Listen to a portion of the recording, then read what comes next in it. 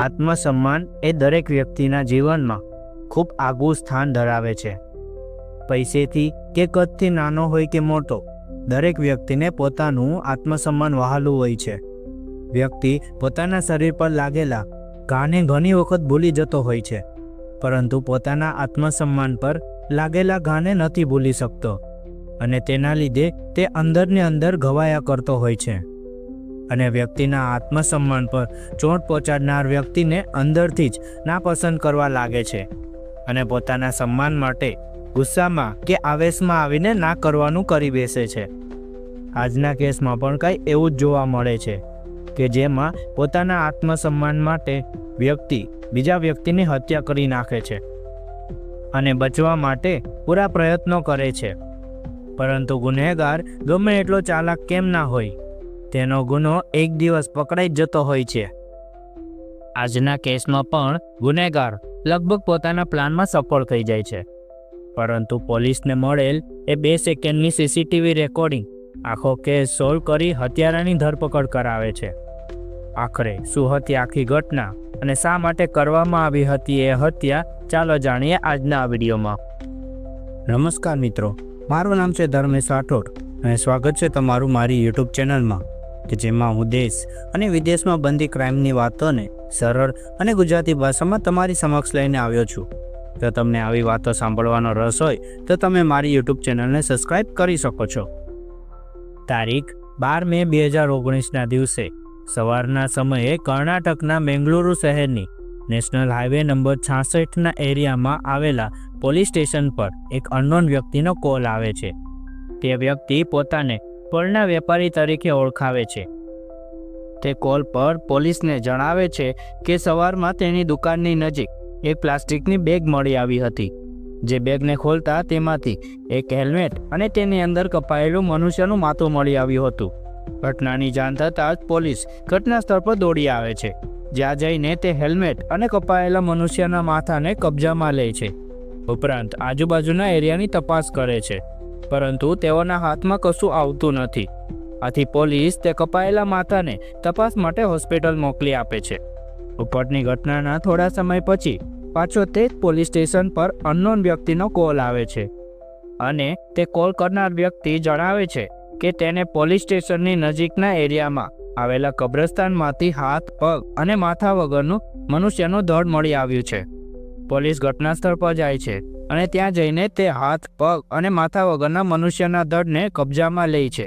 તેની આજુબાજુના એરિયાની તપાસ કરે છે, પરંતુ આ વખતે પણ કંઈ સબૂત મળતા નથી. આથી તે ધડને પણ તપાસ માટે હોસ્પિટલ મોકલી દેવામાં આવે છે.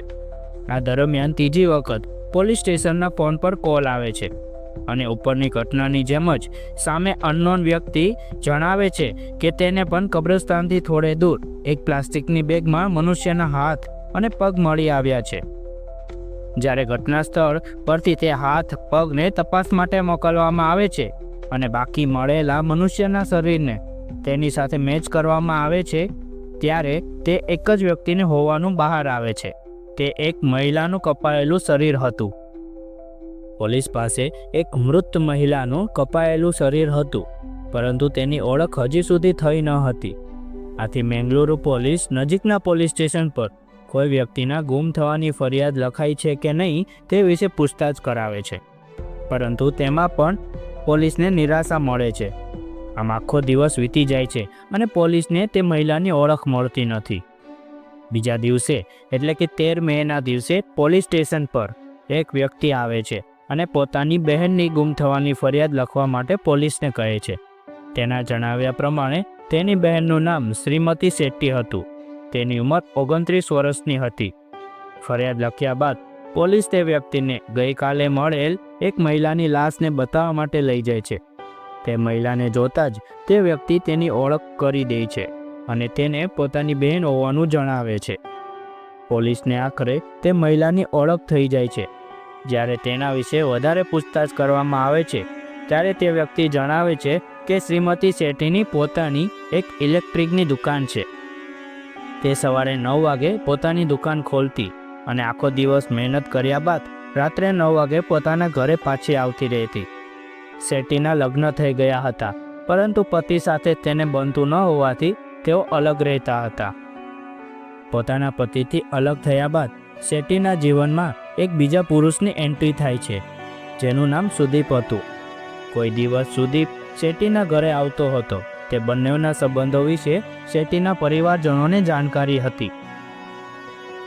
આખરે તે લાશની ઓળખાણ થાય છે અને તેના ભૂતકાળ વિશે જાણતા પોલીસને બે વ્યક્તિ પર શક જાય છે, જેમાં પહેલો વ્યક્તિ તે શેટ્ટીનો પૂર્વ પતિ અને બીજો વ્યક્તિ એ સંદીપ હતો. બંનેને પોલીસ સ્ટેશન પૂછતાછ માટે બોલાવવામાં આવે છે, પરંતુ બંને શેટ્ટીની હત્યા ન કરી હોવાનું જણાવે છે. પોલીસ પોતાની ઇન્વેસ્ટિગેશનમાં તે બંનેના ઘટનાના દિવસની દિનચર્યા વિશે પૂછે છે. તેઓ ઘટનાના દિવસે કઈ જગ્યાઓ પર ગયા હતા તેના વિશે પૂછતાછ કરે છે અને ત્યારબાદ તે જગ્યા પર જઈને ક્રોસ વેરિફિકેશન પણ કરે છે. ઉપરાંત તે બંનેના મોબાઈલના લોકેશન, તેઓની કોલ હિસ્ટ્રી તેમજ તેમના ફ્રેન્ડ્સ અને સગા સંબંધીઓ સાથેની વાતચીતમાં પોલીસને જાણવા મળે છે કે તે બંને નિર્દોષ છે અને તેઓએ શેટ્ટીની હત્યા નથી કરી. હવે પાછો એ જ સવાલ આવીને ઊભો રહે છે કે શેટ્ટીની બેરહેમીથી હત્યા કોને કરી હતી.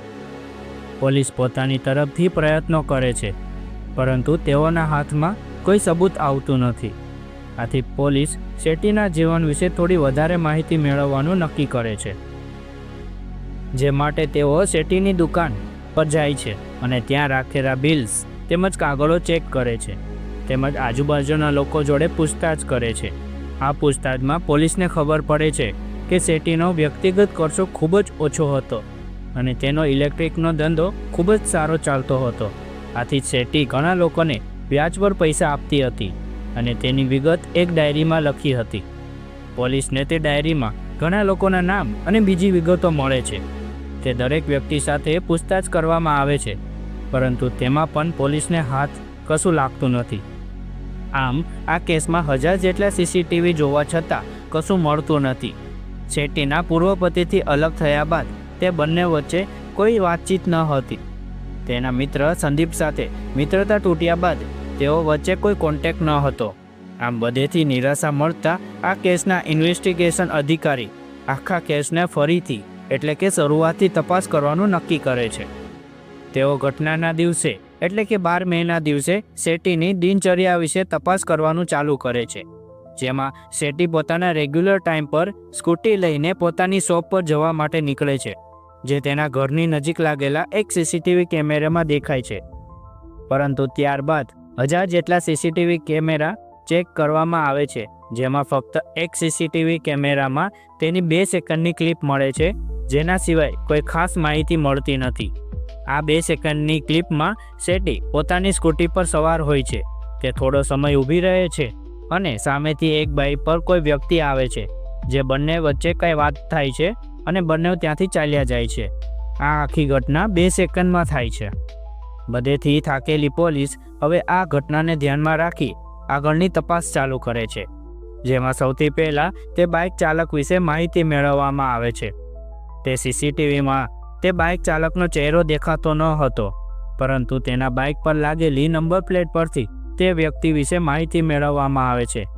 મળતી માહિતી પ્રમાણે તે બાઇક જોનાસ સેમસન નામના વ્યક્તિનું હતું, જે તે જ એરિયામાં રહેતો હતો અને સાંજના સમયે દરિયા કિનારે પોતાની ફૂડની દુકાન ચલાવતો હતો. તેમજ બાઇકની નંબર પ્લેટની મદદથી તે વ્યક્તિના એડ્રેસ વિશે માહિતી મેળવવામાં આવે છે અને તે એડ્રેસ પર પોલીસની ટીમ પહોંચે છે. જ્યારે સેમસન પોતાના ઘરે પોલીસને જોવે છે ત્યારે તે ગભરાઈને ભાગવા લાગે છે અને ઘરમાં પોતાને બંધ કરી દે છે. પોલીસ અધિકારીઓને ભાસ થઈ જાય છે કે તે ડરના કારણે પોતાની સાથે કશું ખોટું કરી બેસશે. આથી તેઓ ઘરનો દરવાજો તોડીને અંદર જાય છે. પોલીસ અંદર જાય છે ત્યારે સેમસન પોતાનો જીવ આપવાની કોશિશ કરી રહ્યો હોય છે, જે જોઈને પોલીસ તેને રોકે છે અને તેની ધરપકડ કરે છે. તેને પૂછતાછ માટે પોલીસ સ્ટેશન લાવવામાં આવે છે. જ્યારે શ્રીમતી શેટ્ટી સાથેના સંબંધો વિશે તેને પૂછવામાં આવે છે ત્યારે તે જણાવે છે કે શેટ્ટી પાસેથી તેને પૈસા ઉછીના લીધા હતા અને તેનું વ્યાજ તે શેટ્ટીને આપતો હતો. શરૂઆતમાં તો તે હત્યા ના કરી હોવાનું જણાવે છે, પરંતુ ત્યારબાદ તે માની જાય છે અને પોતાનો ગુનો કબૂલ કરે છે અને જણાવે છે કે તેને શેટ્ટી પાસેથી પૈસા લીધા હતા. જે અડધા પૈસા તો તેને પાછા પણ આપી દીધા હતા અને બાકી રહેલા અડધા પૈસા માટે તેને થોડો સમય માંગ્યો હતો અને તે સમય સાથે તે પૈસા આપતો પણ હતો. પરંતુ શેટ્ટીની એક ખરાબ આદત હતી કે તે ઘણા લોકોની વચ્ચે જે લોકો પૈસા પાછા ન આપતા હોય તેમની ઇજ્જત કાઢતી અને પૈસા માંગતી હતી. અને શેટ્ટીએ સેમસનના ઘરે આવીને તેના ઘરના લોકો સામે ઘણી વખત તેની ઇજ્જત ઉછાળી હતી. તેને મન ફાવે તેવું બોલતી હતી અને ઘરના લોકોએ સેમસનને શેટ્ટીના પૈસા આપી દેવા કીધું હતું અને સેમસન થોડા કરીને પૈસા આપી પણ દેતો હતો. પરંતુ હમણાં 2-3 દિવસથી શેટ્ટીના કોલ સેમસનને આવતા હતા અને તે કોલ રિસીવ કરતો ન હતો. અને કોલ રિસીવ ન કરતા શેટ્ટી 12 મેના દિવસે સેમસનને મેસેજ કરીને કહે છે કે જો તેને પૈસા પાછા ન આપ્યા તો તે તેના ઘરે પૈસા માંગવા આવશે. સેમસનને પાછી ચિંતા થવા લાગે છે કે શેટ્ટી ઘરે આવીને ઘરના લોકો સામે તેની ઇજ્જત કાઢશે અને પૈસા માંગશે. આથી તે શેટ્ટીને ઘરે ન આવવા અને પૈસા આપી દેવા માટે કહે છે. તે દિવસે શેટ્ટી સેમસનના ઘર તરફ જતી હતી અને સેમસન ઘરેથી બહાર નીકળ્યો હતો અને તે બંને રસ્તામાં કશે મળે છે જે સીસીટીવીમાં 2 સેકન્ડની ક્લિપમાં દેખાય છે, જેમાં બંને વચ્ચે એટલી વાતચીત થાય છે કે હું તારા ઘરે જ આવતી હતી અને સેમસન તેને પોતાના સાથે આવવા કહે છે. અને તેના પછી સેમસન આગળથી બાઇક ફેરવે છે અને બંને ઘરે જાય છે. ઘરે ગયા બાદ શેટ્ટી સેમસન પર ગુસ્સો કરે છે, તેની ઇજ્જત કાઢે છે, તેને ગાળો બોલે છે. આ બેઇજ્જતી સાંભળીને સેમસનને ગુસ્સો આવે છે. આથી તે શેટ્ટીને ઘરની અંદર બોલાવે છે અને વજનવાળી વસ્તુથી તેના માથા ઉપર વાર કરે છે. માથા પર ઈજા થતાં તેનું મૃત્યુ થઈ જાય છે.